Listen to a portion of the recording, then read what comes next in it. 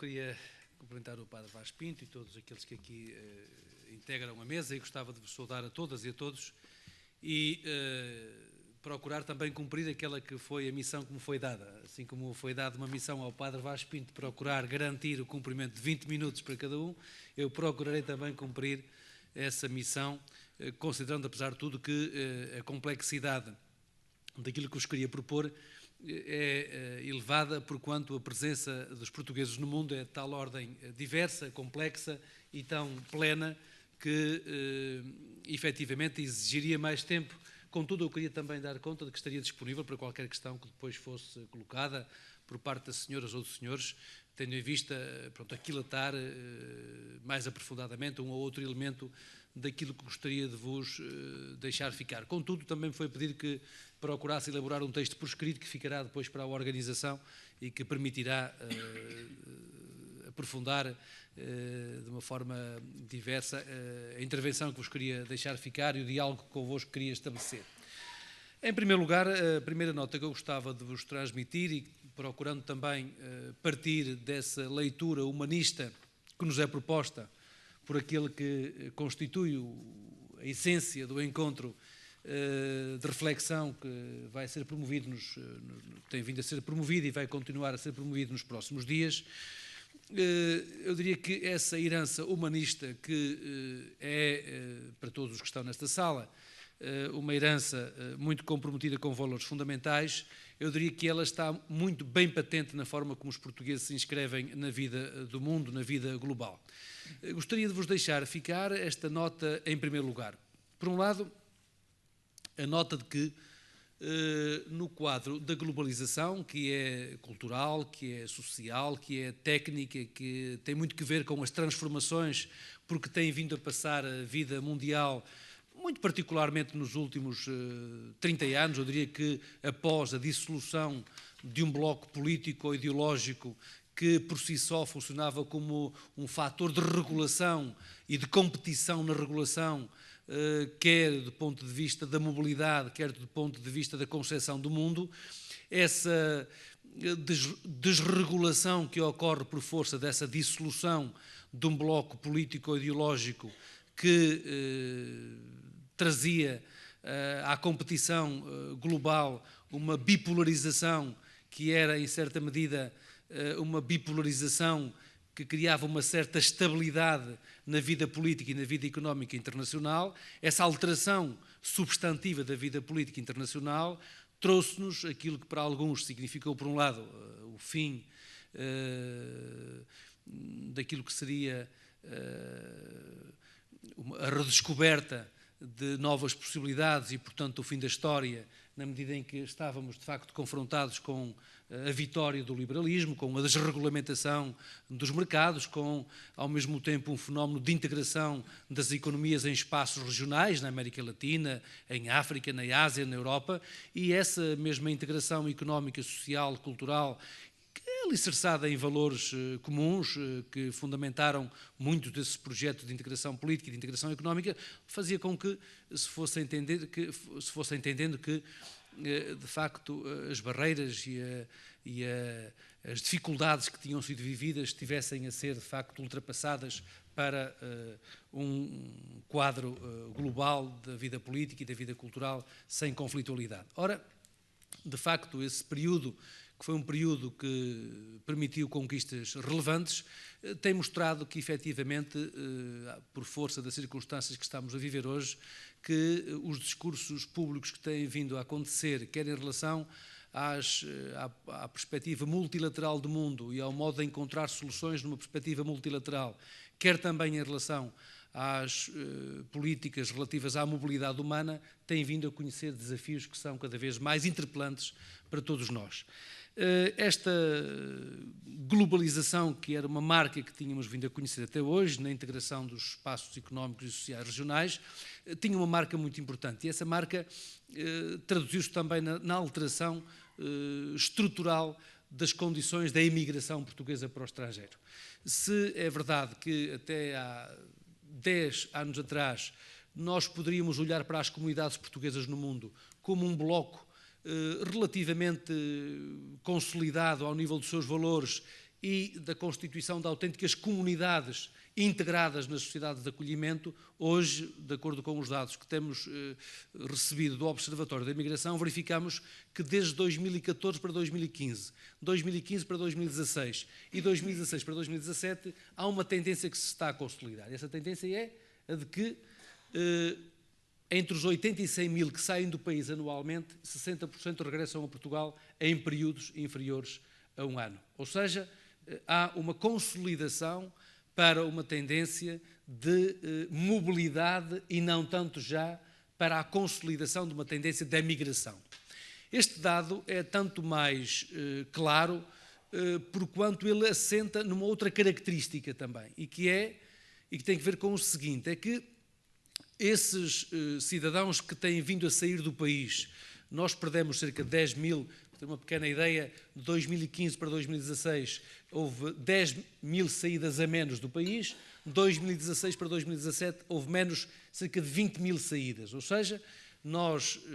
estabilizámos em 2016 com 100 mil saídas, de 2016 para 2017 saíram, de acordo com os dados do Instituto Nacional de Estatística e também do Observatório da Imigração, saíram 80 mil cidadãos do país. Desses 80 mil, como disse, 60% voltaram a Portugal em período inferior a um ano e têm como país de destino 10 países que consolidam, digamos assim, os destinos essenciais da saída dos portugueses, 8 deles no quadro europeu e 2 deles que são fora da Europa, Angola e Moçambique. Este, portanto, constitui o grupo dos 10 países de maior destino dos portugueses que têm saído de Portugal. Esta é, portanto, uma das características a que estamos a assistir, ou seja, em detrimento das comunidades historicamente emigradas que saíam para os países europeus numa perspectiva de regressarem no fim de uma vida de trabalho, ao fim de 30, 40 anos da imigração, o que está, aliás, a acontecer na Suíça, está a acontecer no Luxemburgo, está a acontecer em França, está a acontecer na Alemanha e, por razões diversas, está a acontecer fora da Europa, no Brasil e na Venezuela,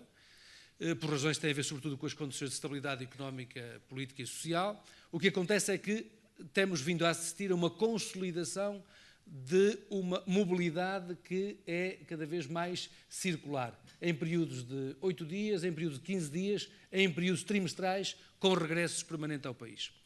Ora, este dado, se articulado com um outro dado muito relevante e que tem a ver com o modo como os portugueses no estrangeiro se continuam a vincular ao Estado português e às suas origens de partida, e como é que conseguimos afirmar que os portugueses continuam vinculados e continuam a fazer uma relação profunda com o seu país de origem, pelo número de atos consulares e pela procura dos serviços consulares. O Estado português tem uma rede composta por 116 consulados de carreira, com os consulados honorários estamos a falar de 350 pontos de representação externa do Estado português. Estes 350 pontos de acesso ao Estado português no estrangeiro têm permitido que desde 2014, ininterruptamente até hoje, nós tenhamos tido crescimento de 100 mil atos consulares praticados nos serviços consulares portugueses no mundo. Mais 100 mil de 14 para 15, de 15 para 16 mais 100 mil e mais 100 mil de 2016 para 2017. De tal forma que, pela primeira vez, ultrapassamos os 2 milhões de atos consulares de 2016 para 2017. Ora, isto mostra, por um lado, que há uma tendência de mobilidade e já não tanto uma tendência de emigração no sentido tradicional e que, portanto, também é muito compatível com aquilo que foi a liberalização, digamos, nas regras de vida global, na integração dos portugueses na vida económica, na vida comercial, na vida empresarial, no empreendimento, na descoberta em termos globais, mas ao mesmo tempo verificamos também que essa saída não significa uma desvinculação, antes pelo contrário, há uma saída que se acentua, mas que se mantém vinculada às origens, o que aliás se confirma por um terceiro dado que queria partilhar com todos e que tem a ver com o facto de 90% daqueles que regressam ao país o fazerem pelas suas terras de origem, ou pelo seu município, ou pela sua freguesia. Essa é, portanto, uma outra tendência que tem a ver muito com a presença dos portugueses no mundo. E com isto queria passar por uma segunda nota. E a segunda nota é a seguinte. Depois destas duas tendências, gostaria de sublinhar uma tendência para a mobilidade em detrimento da migração, uma segunda de termos um crescimento exponencial da procura dos serviços e da administração pública portuguesa no exterior, serviços consulares, embaixadas e também as próprias representações honorárias. Terceira nota, a nota relativa à vinculação às terras de origem como mecanismo e como espaço de regresso, como local de regresso e também de fortalecimento da própria relação com a raiz e com o ponto de partida. E um dado que é muito relevante e que tem a ver com os dados que nos últimos tempos foram também divulgados pela Organização das Nações Unidas. Tem a ver com o seguinte.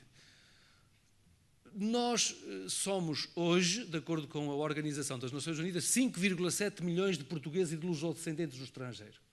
Estes 5,7 milhões de portugueses e lusodescendentes no estrangeiro têm a seguinte composição. 2,3 milhões de emigrantes, ou seja, cidadãos portugueses que estão fora, mas que esperam regressar, e depois lusodescendentes que adquiriram a cidadania portuguesa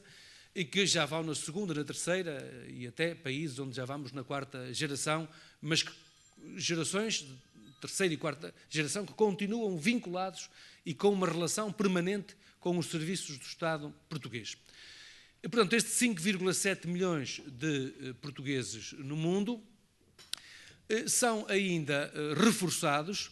com um dado muito relevante e que é o seguinte. Também de acordo com dados disponibilizados pela Organização das Nações Unidas, se contabilizarmos os cidadãos com origem nos países ou territórios de língua oficial portuguesa, nós estamos a falar de mais 3 milhões e meio de cidadãos que correspondem às diásporas dos países ou territórios de língua oficial portuguesa. Portanto, se considerarmos os seus descendentes em números equivalentes aos números que são, portanto, números aplicados à diáspora portuguesa, nós estaremos a falar de 10 a 15 milhões de cidadãos com origens culturais ou linguísticas ou históricas comuns que se encontram disseminados praticamente por todos os países do mundo. Porque, também de acordo com os dados das Nações Unidas, temos portugueses em 178 países do mundo. Nós temos dados mais atualizados e que têm a ver com o recenseamento dos portugueses no estrangeiro, com o recenseamento automático, e que nos diz que temos portugueses em 192 países do mundo, ou seja, literalmente em todo o mundo, são 193 de acordo com as Nações Unidas e, portanto, temos portugueses em todo o mundo. Ora, se olharmos para este universo de portugueses, nas suas múltiplas expressões, desde as expressões que hoje são muito claras ao nível das redes de investigadores portugueses nas universidades, nos centros de investigação, os empresários portugueses da diáspora, que encontramos desde a África Austral ao norte da América, no Canadá, desde Toronto a Vancouver, passando pela Califórnia, onde temos desde Silicon Valley ao agroalimentar, ou se descermos à África do Sul e olharmos para os grandes responsáveis da distribuição, não apenas na África do Sul, mas em toda a África Austral. Mas se nos deslocarmos para a Austrália, onde encontramos cidadãos que têm funções primordiais em tudo o que tem a ver com infraestruturas e obras públicas, até às novas tecnologias da informação e da comunicação, mas também vamos indo a encontrar investigadores da arquitetura, das engenharias na Nova Zelândia. O que nós verificamos é que desde a cultura, do pensamento, à língua e à expressão linguística portuguesa no mundo, até aos empreendedores económicos, encontramos de facto uma força que é uma força essencial na inserção do país, na inserção de Portugal, nas redes de valor globais. Porque hoje, contrariamente ao que se passava num passado recente, de facto as cadeias de valor globais, elas constituem-se, elas desenvolvem-se, já não dentro das fronteiras territoriais nacionais, mas constituem-se à escala global, a partir de qualquer ponto que tenha ligação à internet, estejamos nós em Xangai, em Macau, em São Francisco, Nova Iorque, ou em Pretória ou Joanesburgo. De facto, é a partir dessa inserção a partir das vidas concretas de homens e mulheres que estão na nossa diáspora, que Portugal se insere na vida internacional. E é a partir desta concepção dinâmica e multinível da diáspora portuguesa no mundo, que contribui para a inserção do país na vida global, que temos vindo também a estruturar um conjunto de respostas relativamente a esta diáspora, com vista a procurarmos que essa diáspora é um fator de inserção e, ao mesmo tempo, de territorialização da vida global do nosso país. Quer pela modernização dos serviços consulares, e a modernização dos serviços consulares passa, em primeiro lugar, pela atribuição de direito de cidadania e direito de representação política aos portugueses que estão no estrangeiro. Recordaria, a título de exemplo, a alteração às leis eleitorais e ao recenseamento automático dos portugueses no estrangeiro. Deixo ficar apenas um número que ele ilustra bem a força desta mudança. Tem que ver com o facto de mais de 1.140.000 portugueses que se encontravam no estrangeiro e que não tinham condições para poder participar nas eleições do seu país, poderem fazê-lo a partir de agora. Ou seja, a alteração às leis eleitorais dos portugueses no estrangeiro, com o recenseamento automático, assim como um conjunto de outras alterações relativas à eleição para a Assembleia da República e para as eleições para a Presidência da República, ter dado um outro conteúdo de cidadania aos portugueses que se encontram no exterior. Mas essas mudanças ao nível da modernização passam também por podermos garantir a digitalização de um conjunto de serviços que permite que os cidadãos em vários países do mundo possam ter contacto direto com a sua administração sem se deslocarem aos postos consulares, que por vezes estão a centenas de quilómetros dos seus domicílios. E esta, portanto, constitui uma primeira prioridade: o reforço de meios humanos, a qualificação e a modernização dos serviços, visando manter um aprofundamento da relação da administração pública da sociedade portuguesa com aqueles que estão no mundo e que são a nossa inserção na vida global. Uma segunda dimensão tem a ver com o modo como tratamos da integração dos portugueses nas instituições e nos países de acolhimento. Quanto tempo tens? 5 minutos. 5 minutos. Como tratamos da inserção desses portugueses nas sociedades de acolhimento. E assim como tínhamos em Portugal um esforço que vinha a ser desenvolvido desde 2002 e que é o esforço de criação nos municípios portugueses dos denominados gabinetes de apoio ao imigrante, que apoiam o processo de saída, mas também apoiam o processo de regresso, que é cada vez mais regular, como disse, de sociedades onde temos hoje as primeiras gerações do pós-guerra a alcançarem a idade de reforma e a quererem regressar ao país, Suíça, Luxemburgo, Alemanha, França, embora fazendo também no movimento pendular, porque já têm os seus filhos, têm os seus netos nos países de acolhimento e, portanto, fazem hoje uma relação pendular entre 2 ou mais países. Estamos também a fazê-lo no estrangeiro, ou seja, onde temos comunidades com significado, onde temos diásporas com significado demográfico, estabelecer acordos com os municípios nos países de acolhimento, na medida em que são os municípios a primeira porta de entrada, a primeira porta de relação cultural, de relação social e de relação institucional com os países de acolhimento. É, portanto, uma das prioridades que temos vindo a desenvolver. Estes gabinetes, que têm funções de natureza social, funções de natureza cultural, são também depois acompanhados pelo Gabinete de Apoio ao Investimento da Diáspora, que é um trabalho que está a ser feito pela primeira vez e que é o de identificar empreendedores portugueses, desde a ciência e do conhecimento às áreas do investimento económico, empresarial, industrial puro e duro, tendo em vista não apenas potenciar essa rede em termos de internacionalização do país, mas também de atração de investimento direto estrangeiro para os territórios de origem, porque, como disse, o local de regresso é sempre a terra de origem, é sempre a terra de partida. E, portanto, nós conseguimos identificar um grupo de cerca de 7.000 micro, pequenas e médias empresas da diáspora. Nós calculamos em cerca de 100.000 as unidades empresariais dos portugueses no estrangeiro, desde o agroalimentar até às tecnologias da informação e da comunicação, e, portanto, essa rede é uma rede que tem vindo a ser trabalhada, tendo em vista valorizá-la em termos de inserção de Portugal na vida global, mas também de internacionalização do investimento direto estrangeiro em Portugal. Uma área de trabalho que não podia deixar de referir, para concluir, tem a ver com as questões ligadas à língua portuguesa. Somos, como se sabe e como é do domínio público, cerca de 261 milhões de falantes. Estimamos que até meados do século sejamos 380 milhões de falantes e até ao fim do século cerca de 500 milhões de falantes, de acordo com os próprios dados das Nações Unidas. E deste ponto de vista há 3 dimensões de trabalho. Uma dimensão de trabalho com o ensino língua de herança, portanto, para, sobretudo, os cidadãos luso-descendentes, no objetivo da manutenção da ligação com os seus ascendentes, com os seus pais, os seus avós, de vinculação pátria. Uma segunda prioridade que tem a ver com a integração, e esta talvez seja a prioridade na qual a aposta neste momento seja mais relevante, que é a integração do ensino da língua portuguesa na estrutura de ensino, na estrutura curricular de ensino dos países de acolhimento, na medida em que, se é verdade que temos aqui mais de 200 mil alunos a aprender a língua francesa nas nossas escolas, naturalmente que devemos ter o mesmo objetivo relativamente aos portugueses e àqueles que, sendo oriundos de outras nacionalidades, veem na língua portuguesa uma língua de ciência, uma língua de cultura, uma língua de economia, uma língua hoje de redes sociais e, portanto, uma língua que é estratégica à escala global.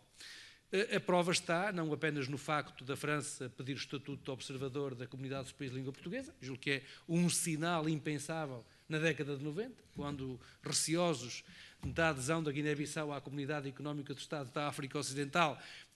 estávamos na altura, por altura da Constituição, precisamente, da Comunidade dos Países de Língua Portuguesa, em 1996, eu diria que era impensável na década de 90 assistirmos a este sinal da França a pedir o estatuto de observador da Comunidade dos Países de Língua Portuguesa. Isto significa que a França olhou para a língua portuguesa como a China também tem olhado. A China, há 10 anos atrás, tinha 4 universidades a ensinar a língua portuguesa, hoje tem cerca de 40 universidades a ensinar a língua portuguesa. Porquê? Porque ela é essencial para entrar na África Austral, ela será essencial no futuro para entrar em 2 países que se calcula terão mais de 100 milhões de pessoas. Estamos a falar de Angola e de Moçambique, porque o crescimento